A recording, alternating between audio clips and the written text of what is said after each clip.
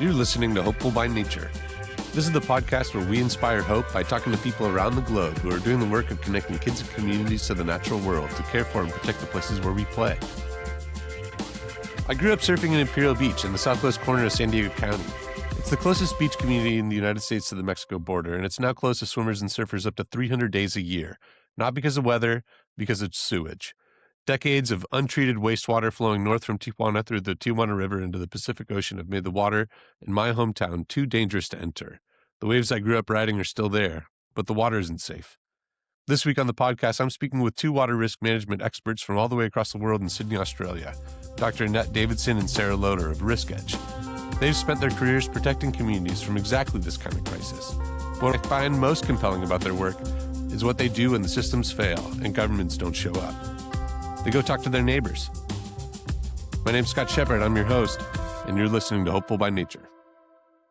Welcome, everyone. I'm here today to speak with Dr. Annette Davidson and Sarah Loader from all the way across the world in Australia. Dr. Annette Davidson is the principal risk manager at Risk Edge with over 35 years of experience. They're an award-winning risk manager and microbiologist, lead auditor in water quality management systems with a background in water, environment, policy, and mining. She won the Australian Water Association's Water Professional of the Year Award in 2021.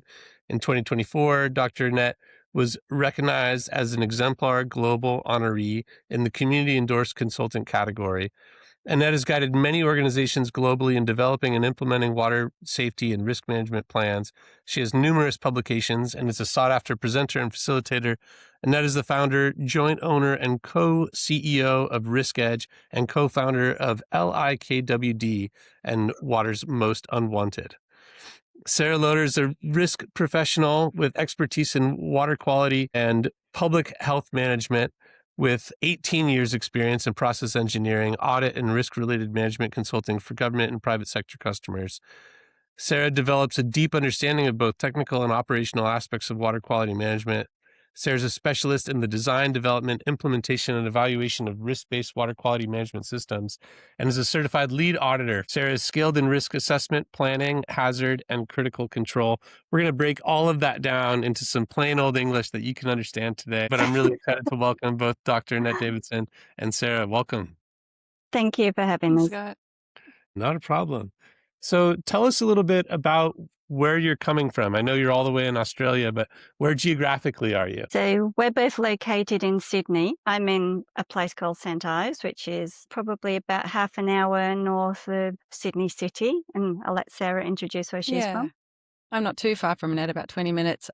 I'm in a place called Lane Cove. We have a beautiful national park on our doorstep, which is lovely. And I'm around 10, 15 minutes from the city, I'd say, on a good day. Anyway. Without the Amazing. traffic. Yeah. Well, hopefully we have listeners from down on your end of the world and from my end as well in North America. I'm in Santa Cruz Mountains, which is about 15 minutes from the central coast of California. Not really quite mountains. We're at about 60 feet above sea level, and we're surrounded by a beautiful redwood forest. I'm really excited to learn a little bit about where you folks are coming from. So Annette, can you share a little bit about Risk Edge? What is Risk Edge and what is the work that you're doing down in Australia these days?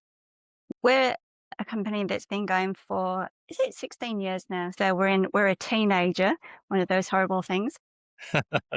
We do talk though, we don't just grunt. We've been working in the area of helping to protect people, processes, and the environment from harm from exposure to contaminated water for quite a few years now. We work with a lot of people, whether it's regulators or utilities or even communities quite a bit too, and just do things like training or, help walk them through processes, go in and do audits and help them improve what they currently have in place for managing water. And that's summed it up pretty well.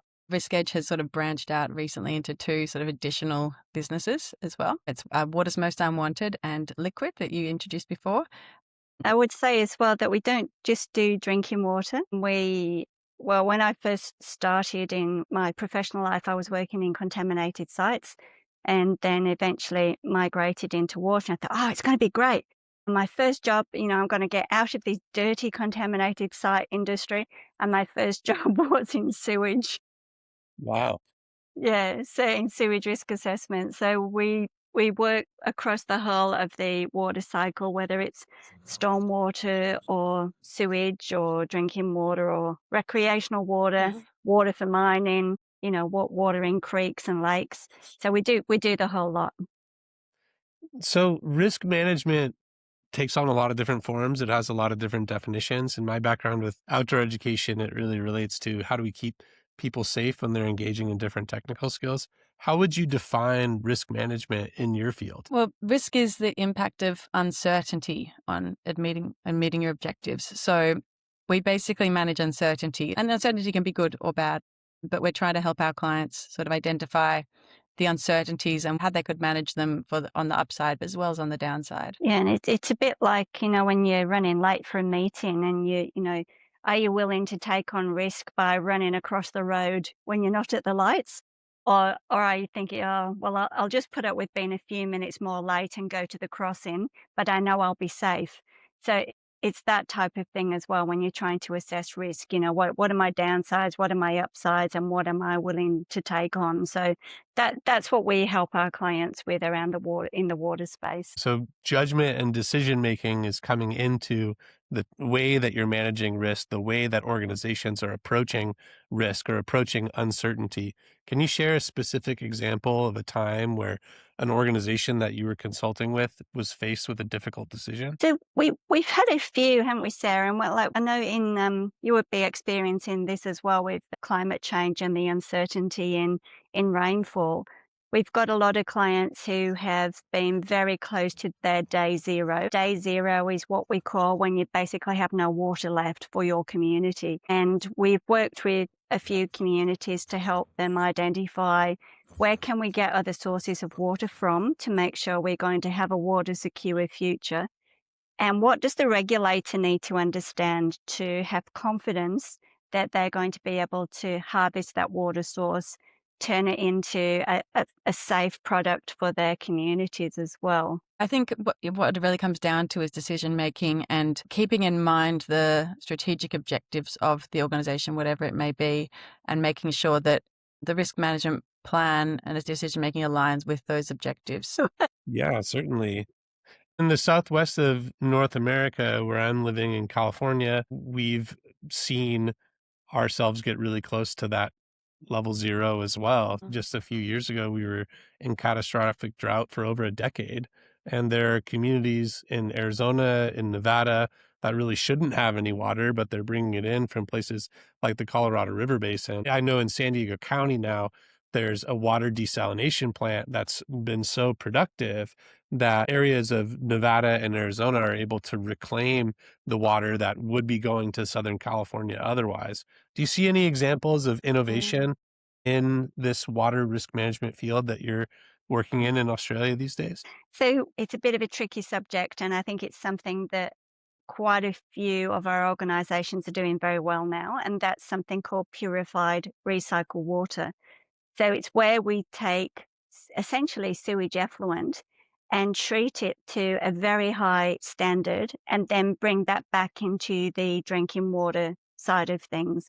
So there's a lot of innovation around that, not only in the treatment, so the engineering, understanding the microbiology, understanding what chemicals might be in there, but also in the way that you bring the community along with you as well. So what does the community need to know to have confidence that you as a utility can actually produce a safe product from this, let's face it, totally unsafe product? So how do you talk to your community and make sure that they're comfortable too? Water Corporation over in Western Australia has been an absolute standout for the way that they have managed that process. So they started a long, long time before they went anywhere near digging a hole in the ground, essentially, to build their treatment works. They worked with their community, they worked with their regulators, they worked with their ministers. So all of that innovation goes into that as well. It's not just the science and the engineering, it's also essentially the storytelling. How do we craft our messages to make sure that people are comfortable with the risk and that the risk is being managed? Yeah, I think the engineering side is sort of the easy part. with these. It's really that community engagement and storytelling, as Annette said, that is Yeah. really key. And we're quite similar here in a way to what you are in California with, we have desalination and we have recycled water and we face a lot of similar challenges. So I assume it's sort of a similar concern where you are too.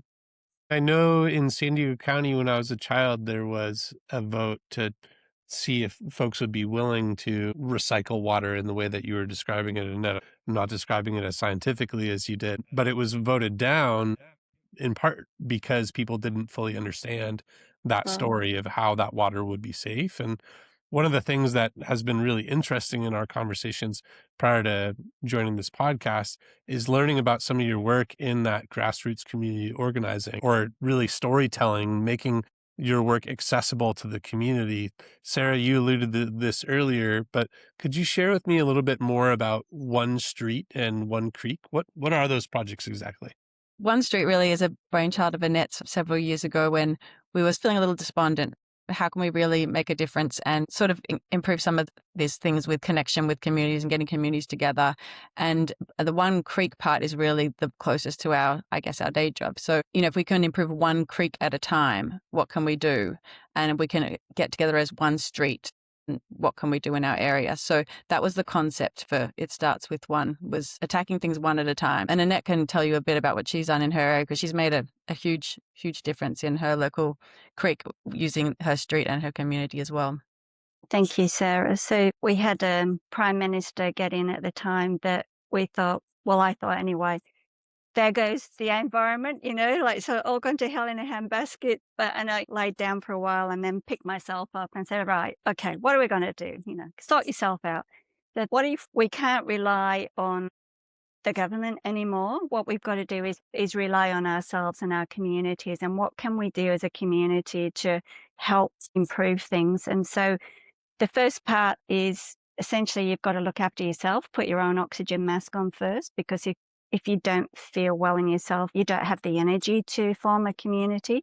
And so then it's, well, how can we do things that will improve community generation? So we developed a whole series of things around, well, how would you hold a welcome party if somebody moves into your area? What about a welcome note telling them, where the buses are, important things, where you can get good sourdough bread, like where you can get some, good Chardonnay, or, where the doctors are, where the schools are, all of that sort of thing when the bins are picked up. So, you have your welcome letter. So there was a whole package of things, and we brought the community together in our street. And then once you've got a good community, you can then start to do things that interest you, and that helps to build the community too. And that's why I thought, well, got a really beautiful creek that runs down the back of our house called Rocky Creek. Always reminds me of Sylvester Stallone, and I always have the Rocky music playing in my head. But anyway, so we got a group together and thought, well, what if we can improve creeks, and do it one creek at a time? And then just do it one stretch at a time. So the stretch of the creek that runs past our community. And then if you can then do stretches and build community connections through the stretches, all of a sudden you can get one creek covered in terms of it, it being loved and cared for. So that was the genesis of that idea. You're touching on so many really interesting points here. I mean, just the idea of despondence in the world today is significant. In North America, we're seeing a political movement that a lot of people aren't very much in favor of, and it's certainly not supporting the environment in the way that we would like it to, or at least folks like myself who care about protecting the places where we play. Like you said, Annette, Maslow's hierarchy of needs identifies that if we're not meeting our basic needs, we can't capitalize, we can't grow, we can't self-actualize and create change in our communities. So it's so interesting that you're prioritizing not just your personal wellness, but the wellness of your community, and using that community connection as a mechanism to engage people in environmental conservation. That seems like a best practice in the world today. I know individual action seems to be not having the same level of impact that it's had in previous generations. Would you agree? Yeah, absolutely. And I think I know we haven't spoken about this before, I don't think, but I think it's also interesting to point out that Sarah and I are members of another community called the Foodie Group. And it's a bunch of, I'm going to say girls, but we're well and truly past girls. But it's a bunch of girls that we've all met largely through the water industry or through the scientific or engineering community. And we meet up, is it about every 6 weeks or so, Sarah? Yeah. About that. And then the host chooses the theme and they cook the main to the theme. And then we're all on a roster. Someone brings nibble, someone brings entree, someone brings dessert to the theme. 2 people bring wine and someone has a buy. So they just turn up and eat and drink. And we've been going for 11 years 10. this year, I think. It might even be Wow. 12. Maybe Yeah. more. Because of that community, we've supported each other through a couple of relationship breakups and deaths. Sarah's had 3 children during this time as well. So, there's been a lot of things that have happened, but we've really supported each other through that. Yeah, I think it's one of those things. It's in the calendar, and sometimes, life's really busy and everything feels overwhelming, but you do it, you show up, and it's always worth it. It's so nice to have that. It's just a mutual love of food, really, that brings us together, and a bit of a professional link as well. But the conversations around that table are invaluable, and I think it is one of those sort of things where you're prioritizing your community and yourself, and having a good time and eating and drinking and chatting, and it's really just a great thing to do. I think it's given a lot of meaning and joy to me. So People say, oh yeah, I've got a community online or whatever, but you just don't have that connection that you have if you have that group and, the discipline, and it is discipline of keeping the group going and, meeting every 6 weeks or so.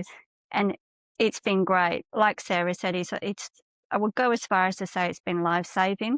Like, when it really can help to lift you out of that depression, and knowing when you have a purpose and you don't want to let people down because you're on entree and you've got to bring that, or on dessert. And so it's basically showing up. We have to show up for each other in community, particularly in a world where we're separated by screens or we're looking only as far as the end of our nose at our cell phones in our hands or what have you.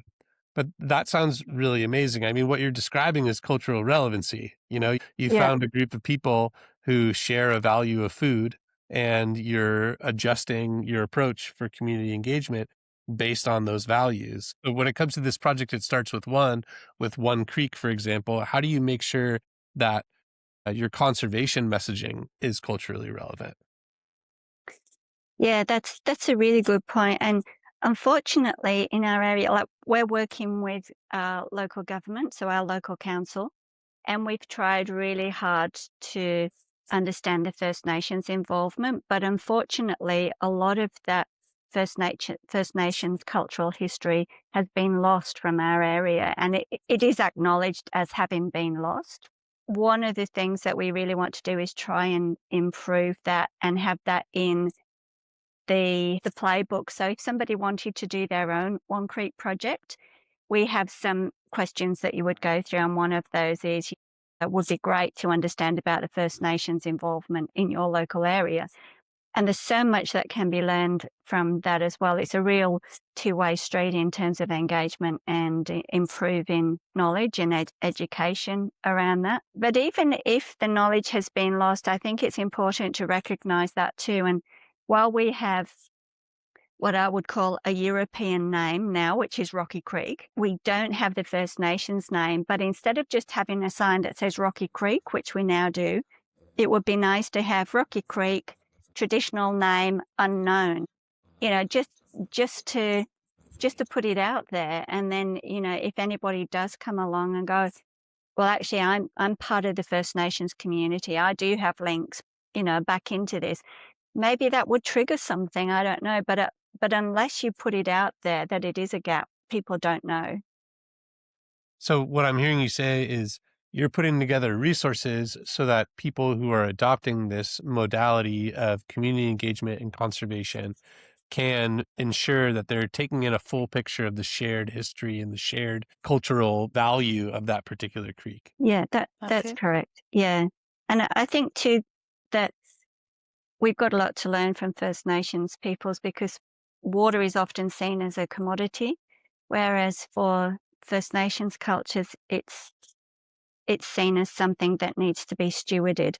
It's seen as part of their identity. I don't want to speak for First Nations, because I'm obviously not a First Nations person, but I think the way that that stewardship comes into those cultures is something we absolutely can learn from.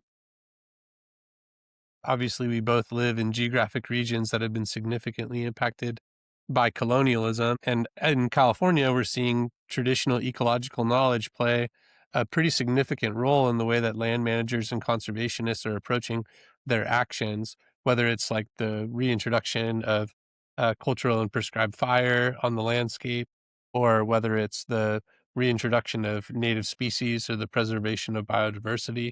I think that shared value of stewardship is something that we all need to be buying into if we really want to see our planet remain vibrant and healthy for future generations. So that's fascinating how you're creating a playbook for success so that people can continue this work of grassroots community organization in their own community. Sarah, you mentioned this earlier. One of the brands that you're using to do this kind of work is called Water's Most Unwanted. Would either of you be willing to share a little bit about that program? Yeah, that's a bit of a passion project for each of us, really. Annette's the ideas person here. So again, it was originally her idea. She was sort of, we were just doing thinking about how can we make, like our mail outs and little marketing things interesting. And we do workshops and training and things. And we thought, oh, we'll just create some cute little things to, make it a bit fun. And so we had this idea of the rogues, thinking like a Western wanted poster and all the little things that could be in the water that you might, do you need to watch out for? And so it's sort of like, what is the crime and how do you prevent it? Where do they hang out? And all that sort of thing. And it's just a fun way of just communicating water knowledge to people, to regular people. So you don't need to have a PhD to understand it. And it's also a bit of fun because we find that in our industry, there's a lot of very smart people, but there's, the level that they can talk at sometimes is not really accessible to the regular people. And so regular people, if they're looking for good information, there's influencers out there who are sprouting a whole lot of rubbish that can actually be quite damaging sometimes if people go to the social media for their information and it's not fact checked, it's not correct. So we wanted to do fun and factual information. So what is Most Unwanted? We just have a little Instagram thing that we update about once a week or so with little stories. At the moment, we're looking at catchments. We were looking at fish and aquatic sort of things last month. So we have a little different theme every month, and we present our rogues and give a little bit of information. We're finding it's really, it's been great actually. And we've had a lot of good feedback, like even sort of really smart engineers who've said to me, I didn't remember to clean my water jug until that thing I saw on your Instagram the other day. So yeah, it's been a really good project. When my kids are both quite a bit older now, my youngest is just about to finish school this year, but they always love Pokemon and they're still into, those sorts of things and anime and that type of thing. So that sort of got us thinking, like, can we produce like little Pokemon style cards where you've got the Water's Most Unwanted rogue on the front and then you turn it over and learn about it. And we've also been thinking as well that it would be great to maybe start to gamify this and start producing like a game around it as well. So, like match the rogue to the hazard event, what about runoff in a catchment? What type of rogues would you expect from that sort of event? And, what if you're getting nutrients in a reservoir? What are the sorts of things that you would get there? And so then you'd look at, harmful algal blooms. They're the most likely.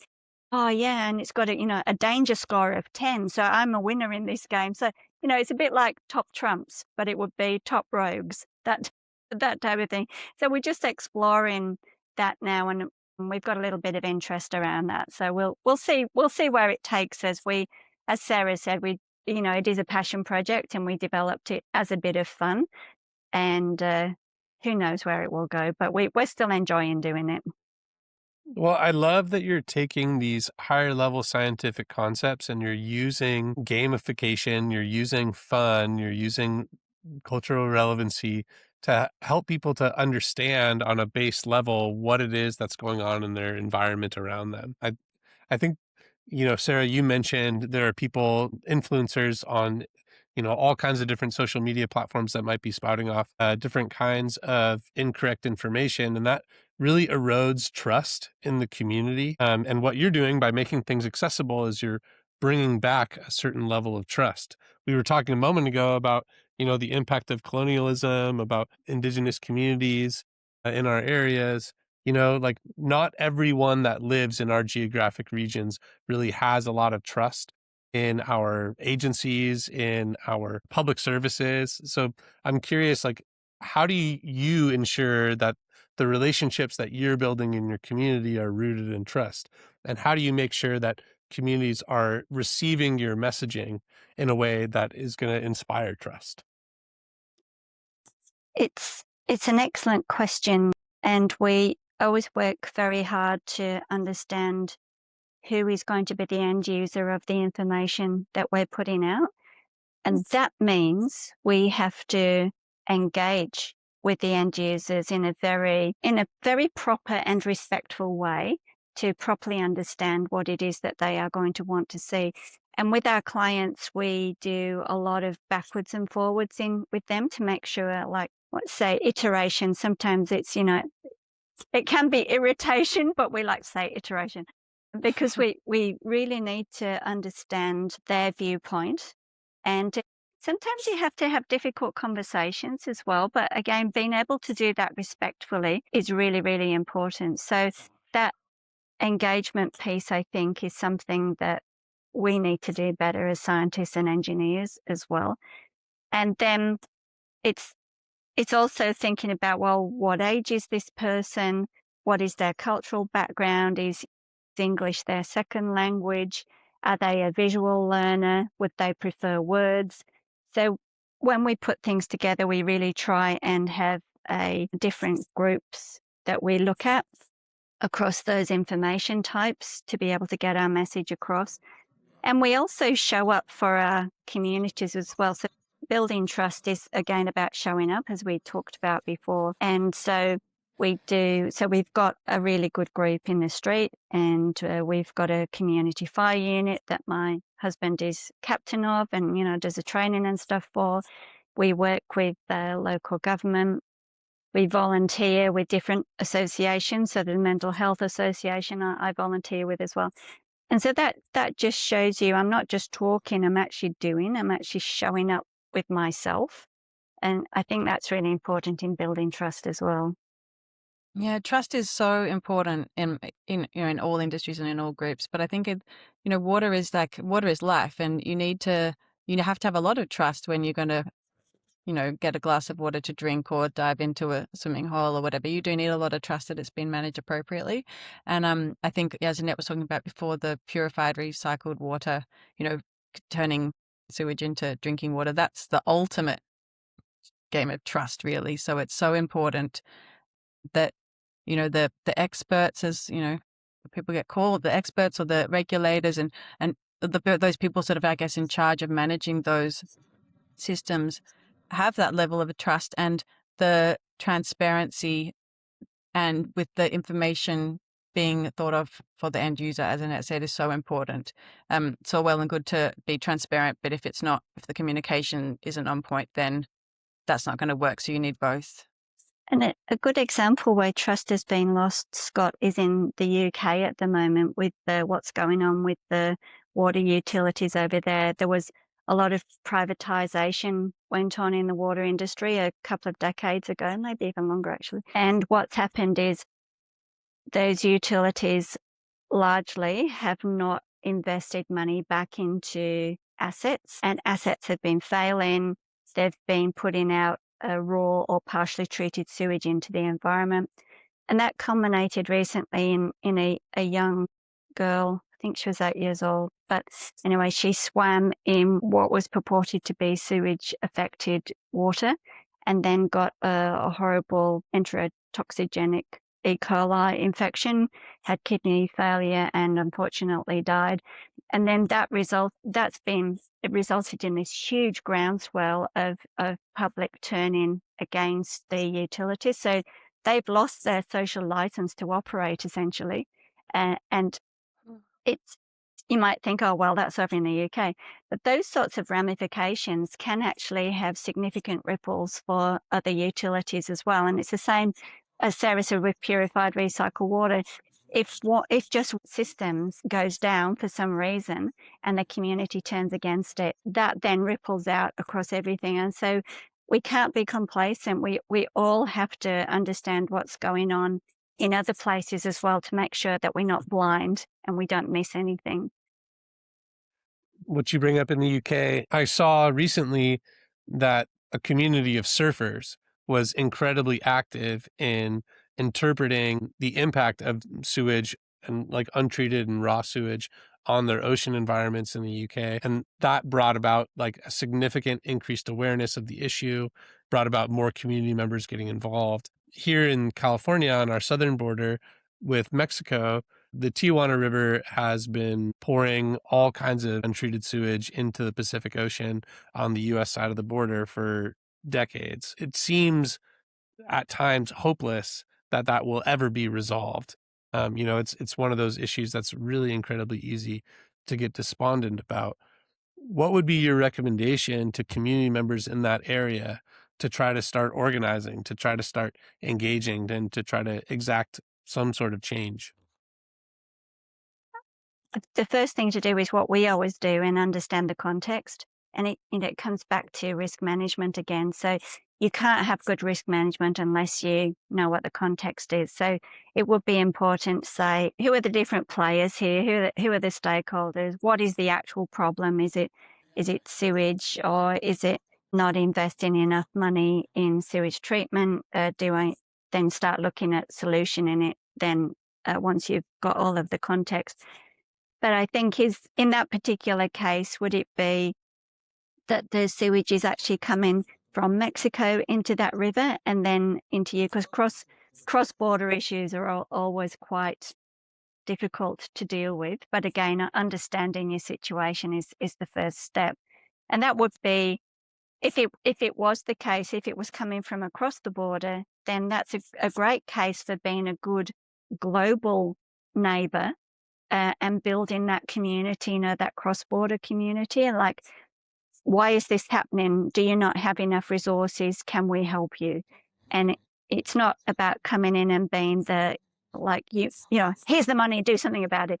It's trying to understand what the actual problem is and how you can respectfully manage it.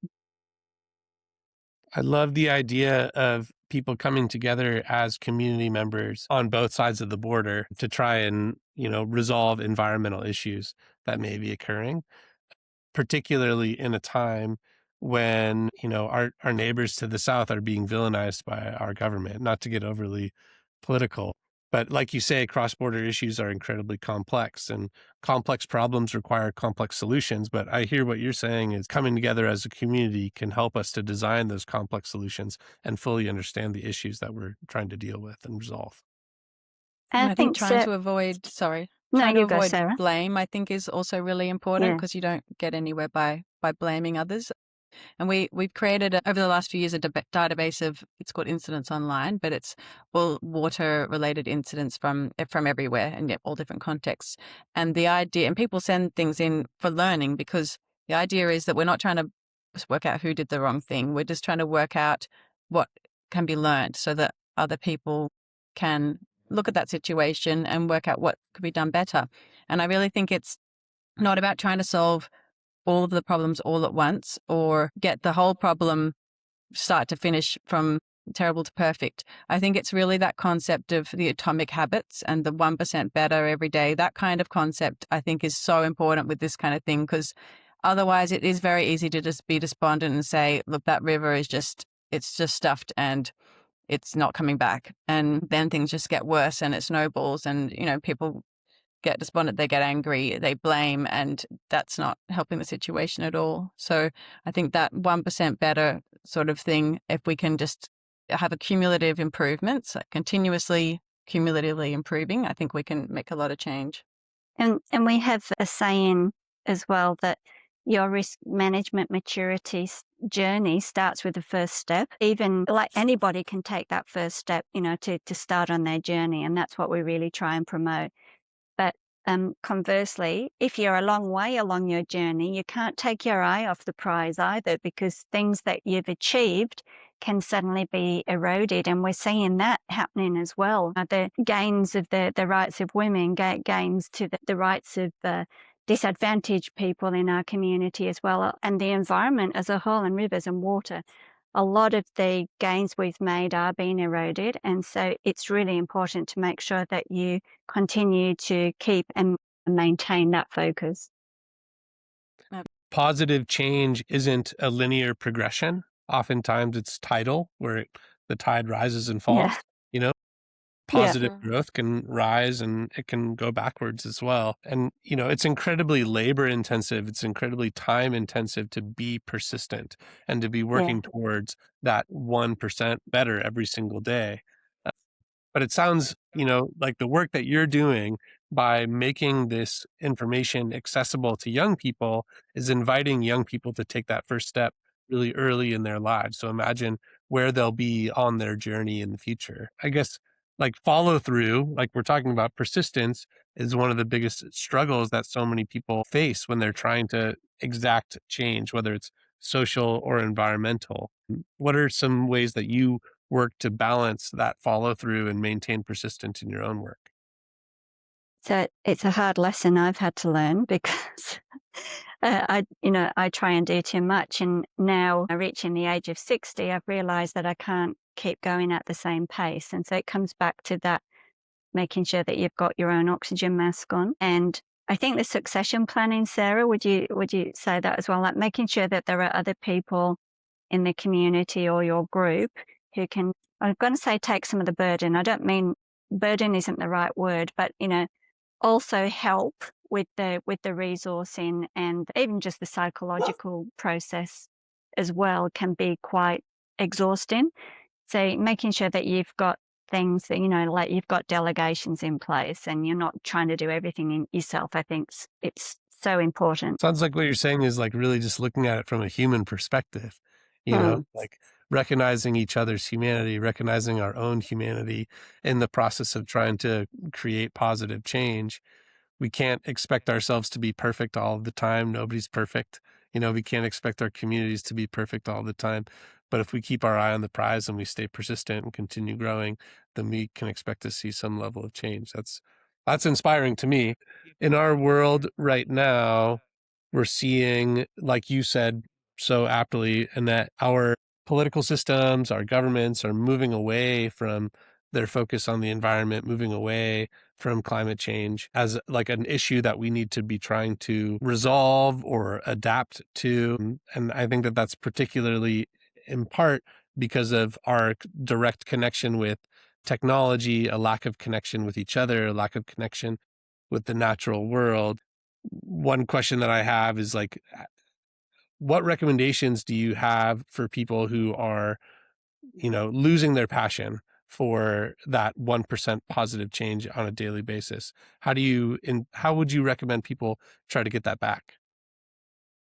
That was me. I was losing my passion. I was like so despondent with what's going on. And in fact, it was one of your posts, Scott, that I saw on LinkedIn that really, like really jolted me and snapped me out of it. And that understanding that, we do need to just take little steps and actions together and try and pull together as a community again. And I know we'd developed this, but I'd sort of like fallen away from it a bit as well, because I just had no capacity for hope. But it's coming back now. And I think you just need to look around you and just see what's good is out there. And I remember once, like this was a long time ago, and I was standing in the post office. A few things had happened to me, and I was feeling like pretty low.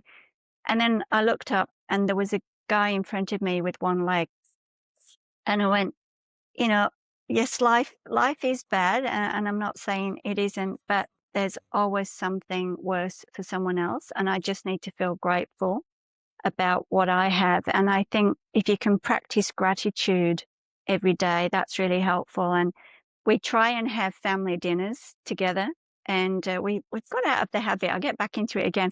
But we did have a really good habit of going around the table and asking each other what we were grateful for that day. And Sarah and I, when we have business meetings, we actually have right at the top of the meeting on our agenda a gratitude line item. And we talk about what we're grateful for. When we have our meetings, we go back and have a look at the meeting minutes and we have a good laugh about the things that we were grateful for. And it's really uplifting, gets the endorphins going. So I'd highly recommend people put that on their business meetings. Numbers go by and getting really anxious. Yeah, I think gratitude is so, so important. Annette was saying having our meetings with our little gratitude moment and looking back on them always makes us laugh. And I think it's so important to let yourself have fun, not forget to have fun. When I'm feeling down, it always makes me feel better just to go out. And I'm just so lucky where I am that I'm so close to the Lane Cove National Park, and we have little pockets of bushland just down the end of the road. And I can just take my dog for a walk. She loves it, and we go down there and we just can listen to the birds and watch the lizards basking, in the sun, and you smell the rain that's coming off the ground and the leaves, and just feel like you're miles away, and just really connect and just, getting that natural light and the sun and the fresh air and all those things, listen to the creek rolling down, and you're just so close to everything, but also feel so far away. That to me is super important. And if I can also connect with someone during my walk and give them a smile, say hello, and they respond the same way, it just lifts your mood immediately. So I think just not forgetting that we have the environment, we have nature, and if we can just get off our desk or to just take a moment out to connect with nature, it just makes me feel better every time. Yeah, I couldn't agree more. I feel like there's definitely something about being outside that inspires us to be grateful. Whether it's reminding us of how small we are on this big blue wet thing that we're all living on, or whether it's just like observing the beauty of the life that surrounds us. I feel also incredibly lucky to live in a beautiful place where I have the opportunity to go outside and just turn my attention outward, focus on the things in my life that make me happy. I just really appreciate both of you for your time, for your attention, for your willingness to engage in community with me, to talk about how we can try to inspire hope by connecting with the natural world, by understanding the uncertainty and adversity that happens around us, and finding ways to manage the risks that come our way, whether they be environmental, social, political. So if you could tell one thing to our listeners as soon as they get off of this podcast, one thing that they can do to help care for and protect the natural world or the places where we play, what do you think that would be? I think just keep your eyes open and see, well, is there something in my neighborhood that I would like to improve? And even if it's just saying hello to their neighbor when they haven't done before, we speak about what we have in our street, and it's a very social street. But go, oh, I don't have that. Well, just start. Take your first step. Absolutely. Yeah, I think it's using all your senses. I think we can get, as you were talking about before, so close to our phones and our computers, and sometimes we don't use all our senses very well. So I think, if you can get outside and smell and look and listen, it's just becoming aware of your environment is so important. There's also other little practical things that I like to get my kids doing. Get the little grabber things and picking up rubbish around the place, and they have fun using the little tools, and I feel good that there's not rubbish in the gutter or whatever, and just getting them aware of their environment and just taking responsibility for their environment. Like kids, they're the future, and if we can if we can talk to our kids and we can show our kids and I like to stop my kids when we're walking down the street and, hey, look at that bird. And isn't that great? Look what they're doing. And, the little lizards and stuff, and letting, we don't want to be scared of them. These are, these are lovely little creatures, and look what they're doing. And they need to warm up in the sun because they're cold-blooded. And just having those little conversations and stop and enjoying those little moments and appreciating what we have around and bringing the kids on that journey, I think is really important. I just really appreciate how both of you are thinking outside the box in the way that you're engaging the environment. I don't often hear people say, protect the environment by going say hi to your neighbor. That's an amazing way to start building community, to start inspiring people to care for the places where we all live, the places that we all love.